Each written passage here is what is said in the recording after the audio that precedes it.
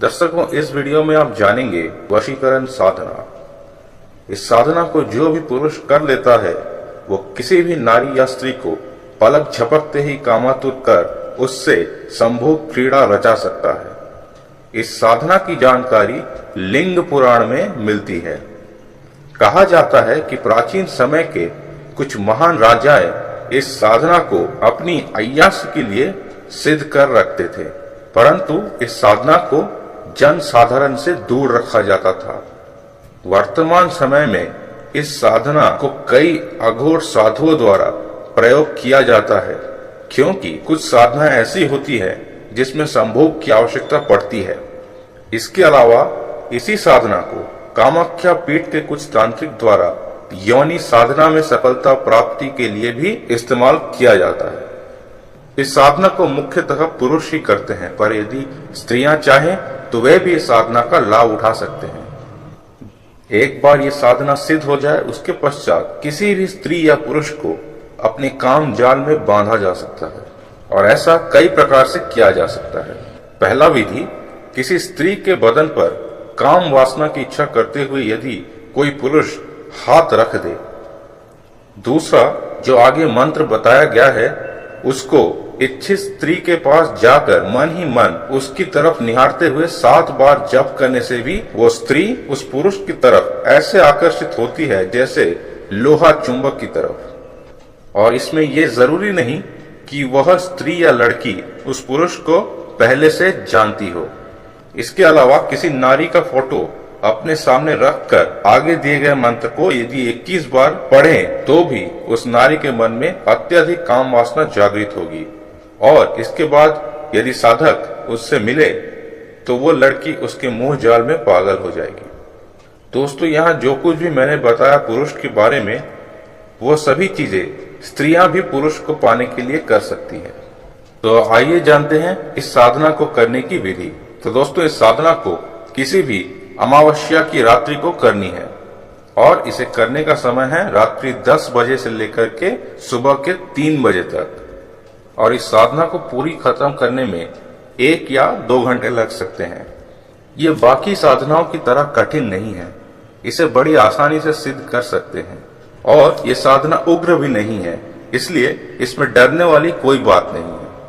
तो सबसे पहले आपको एक नया पीले रंग का छोटा सा कपड़ा या रुमाल लेना है, और उसके ऊपर दिखाए गए यंत्र को सिंदूर से बनानी है।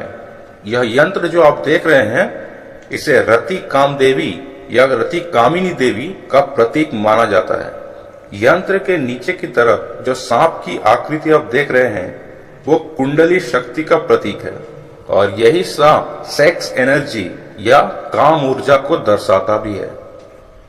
अब ये यंत्र बन जाने के बाद इसके ऊपर कुछ चमेली के फूल या गुलाब के फूल रख दें, और उसके बाद लोबान की धूली दे या धूप दिखाएं।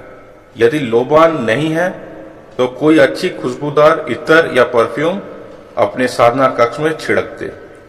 अब आप पश्चिम दिशा की ओर मुख करके बैठ जाए और इस यंत्र को अपने सामने रखें। बैठने के लिए किसी भी कपड़े की आसन का प्रयोग कर सकते हैं। अब दिखाए गए मंत्र का 1008 बार जप करें। जप के लिए काली हकीक की माला सर्वश्रेष्ठ रहती है, पर यदि ये उपलब्ध ना हो तो आप कोई भी माला का प्रयोग कर सकते हैं। अब मंत्र इस प्रकार है: ओम नमः कुम कुम ठम ठम चिमी चिमी हा हा हुम।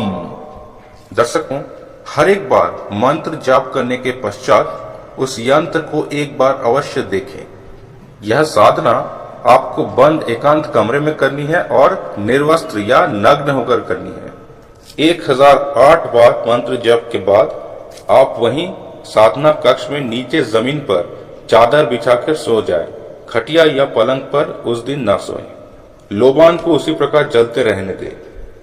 अब ध्यान से सुनिएगा, यदि इस साधना के दौरान आपको कोई विचित्र मोहक कर देने वाली खुशबू या सुगंध आए तो आप उस पर ध्यान न दें, आप साधना में लीन रहें। इसी प्रकार यदि आपको कोई प्यारी सी बच्ची की आवाज सुनाई दे तो भी उस पर ध्यान न दें। यह सब आपकी साधना को भंग करने के लिए किया जाता है। लेकिन आप इनसे कदापि न डरें। यह कोई भूत प्रेत या पिशाचिक साधना नहीं है। ज्यादा से ज्यादा यदि कोई गड़बड़ हो जाती है तो यही होगा कि यह साधना सफल ना हो पाएगी। ऐसे में ये साधना आप पुनः अगले अमावस्या की रात को कर सकते हैं।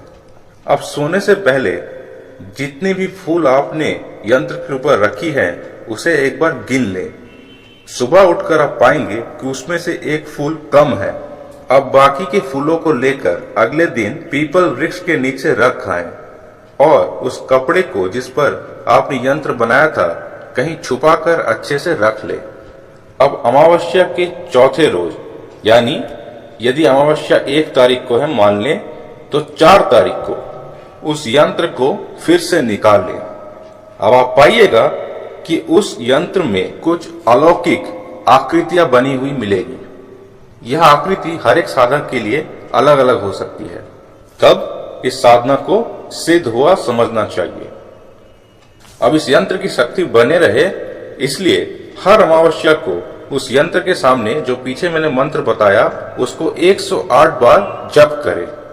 जब तक वो पीले कपड़े में यंत्र सही सलामत आपके पास है तब तक ये सिद्धि भी आपके साथ है। अब दोस्तों, यदि इस साधना के बारे में आपको कोई जानकारी चाहिए तो उसे कमेंट बॉक्स पर नीचे पूछ सकते हैं। और यदि आज ये वीडियो आपको अच्छा लगा तो उसे लाइक और शेयर करना ना भूलें। ओम नमः शिवाय।